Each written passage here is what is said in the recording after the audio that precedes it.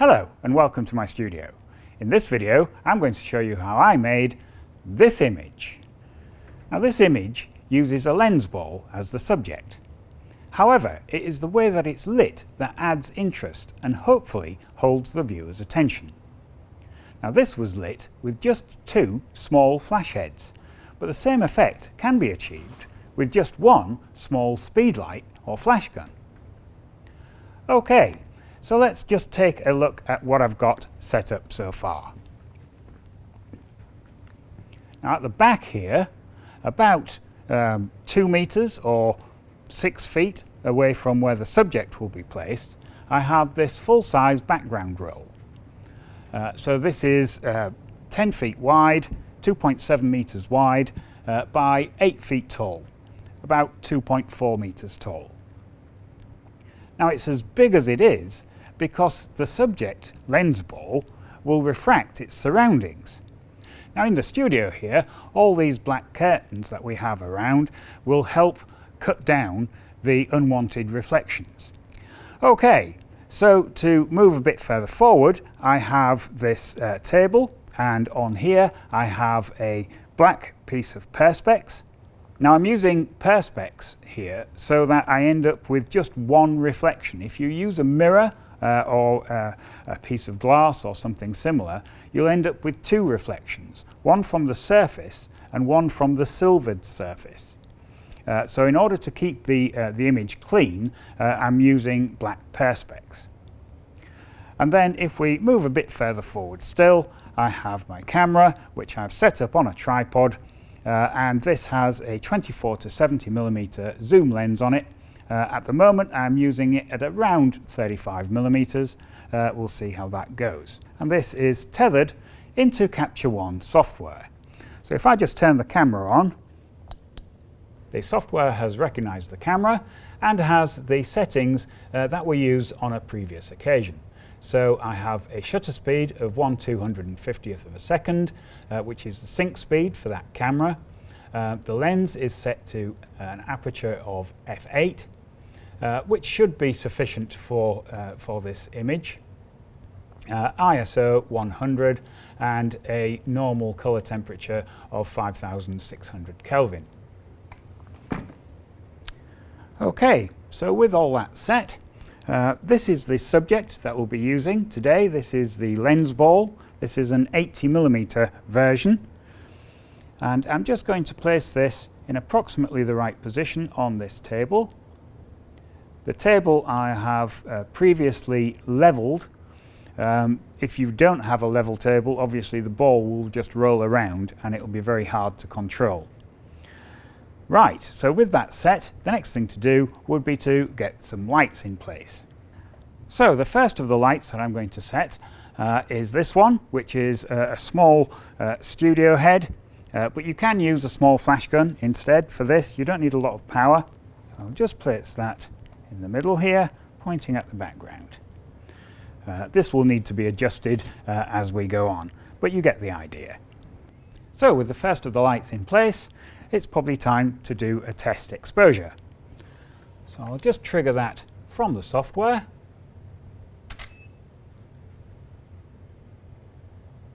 And there we go. Now in this image you can see that we're getting already the reflection of the house lights in the top of the Lensball here. The graduation on the background isn't bad, but it's possibly a little dim. So the first thing that I'm going to do is just increase the energy, probably by 2 stops, like that, and we'll just take another test. There we are, that's a bit better. Okay, so maybe it just needs moving ever so slightly over to the right, but also in the original photograph, the background had a magenta color to it. So in order to do that, I have this magenta filter, which I'm going to just place in the light, like so. And with that in, I'll just move this ever so slightly over and see if that's in a better position.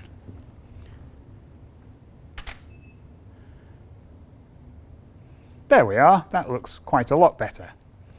So the light is now more centered and I've got a graduation. But the graduation that I have isn't really as pronounced as I would like. Now the way that you can control this isn't with the energy on the light, but it's with the distance the light is from the background. So if I move the light from the position that we did use further back, what that will do is make the graduation a lot softer. So if I just grab an image like that, you can see that the graduation has got darker due to the inverse square law, but also the range has got quite a lot softer from its brightest point to its darkest point. Now if we compensate for the inverse square law effect by adding maybe a stop of energy to that light and take another image, we should be able to see that I can now compare this with our previous image so that the brightness stays about the same, but the quality of the rest of the graduation has changed. Now conversely, if I move the light closer, it will make it more of a concentrated graduation.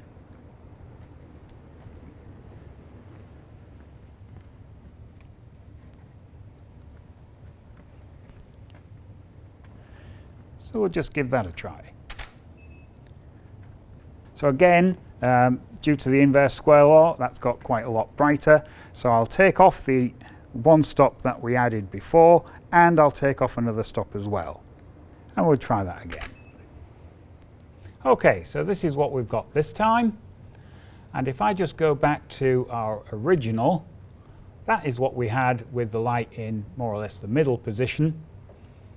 And this is what we had when we moved it all the way back.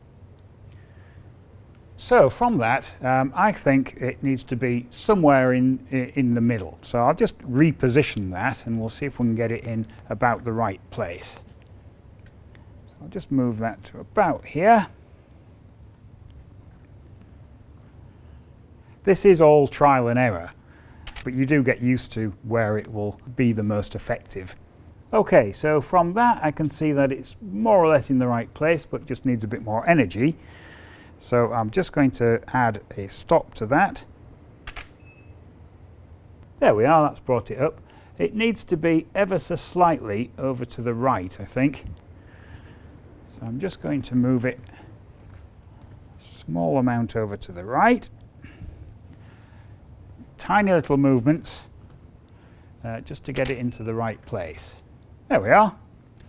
That looks about in the right place to me. Okay, so with that set, the next thing to do is to place a light so that we can create the interest in the lens ball itself. If you remember in the original image, there was some chromatic aberration and a pattern within the lens ball. Now the pattern was made from one of these. This is a steel Gobo. They're used in theatrical lights to create a breakup on a background. And in conjunction with that, I used some of this drafting film to make up a mask which I could then place behind the lens ball. Let me show you the one that I made earlier. So this is the mask that I've produced. It has a Gobo and it has the drafting film on the rear. And I've put it on this small stand made out of a bent piece of steel wire. So I'm just going to place this at the back here. Now this needs to go as close to the ball as I can get it without it actually moving the ball. Now I'll just check through the viewfinder of the camera to see if I've got that in the right place, which I think I have. Okay, so with that set, the next thing to do would be just to introduce another light. The idea being that we're going to illuminate this from behind with the light pointing this way, whereas the background will just stay unaffected. Now I have another small flash, which I'm just going to place in line somewhere at the back here. Again, lining all this up is a bit of trial and error, but we'll see how we go. There we are, that's our initial attempt. And you can see from that the light isn't quite in line properly. It's just poking out from one side. Just move that ever so slightly over. We'll check that in the viewfinder.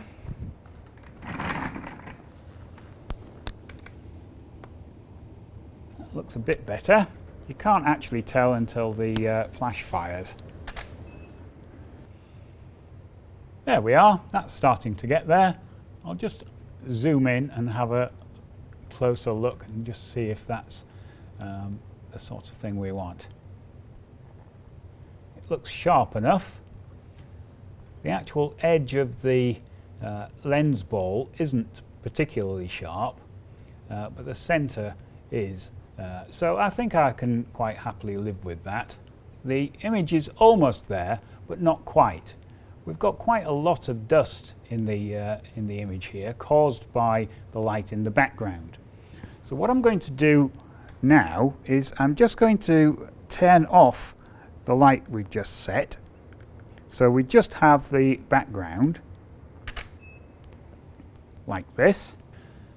You can see the beginnings of the detail in there, but the base is now very clean. That's because it's lit from a completely different angle. But we can make use of this in Photoshop later in post-production. So I will just put a mark on that one. And now I'll turn the head back on again and turn off the head on the background.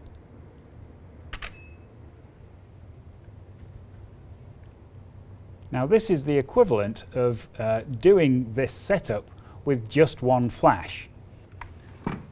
So just for completeness, I'll just turn that head back on again. So we've got everything firing at the same time. There we go. Okay, so with that captured, it just remains to import them into Photoshop and do the post-production. So I've loaded 3 images into Photoshop. This being the last image captured with both flashes on. And then we have just the forward-facing flash, which illuminates the lens ball and gives all this chromatic aberration within the glass. And then finally we have the background. Now you can see from this that the background on this is much cleaner than the background is on this one. So what I'm going to do is make a composite of this image and this image to give me this image. Okay, so to start with then, I'm just using the background.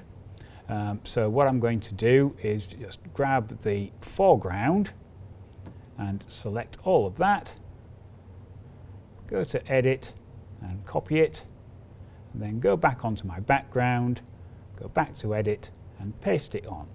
That will paste it on as another layer. So over here I have the foreground layer, if you like, which is the lens ball, and then we have the background underneath it. Now because nothing moved between the two, they should line up precisely. But just to check, what I'm going to do is just drop the opacity of the foreground and just zoom in and have a look and make sure that it is actually in good register, which is what it appears to be. Very good. Okay, so we'll pop that back up to full. Now, in order to make this work properly, what I'm going to do is add a layer mask to this foreground. So I'll just click on the layer mask here. That will allow me to mask out everything that I don't want and just leave me with the lens ball itself. So if I just go to the foreground colour over here and just make sure that is black, then I can just pick a paintbrush and we'll just see, I'll make that a little harder. There we go. Now as I paint this over the image, you should be able to see that it will take away the foreground image and replace it with the background one. Now I'm doing this fairly quickly, but you could take a little more care, but you get the idea of how it works. Just move the image up a little. I'm just going round the reflection. There we go. I'll just zoom out a little.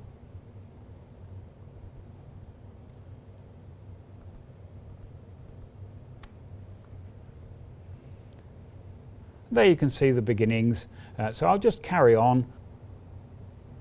There we go. So it just remains to pick a nice crop. So I think I might just come in a little from the sides.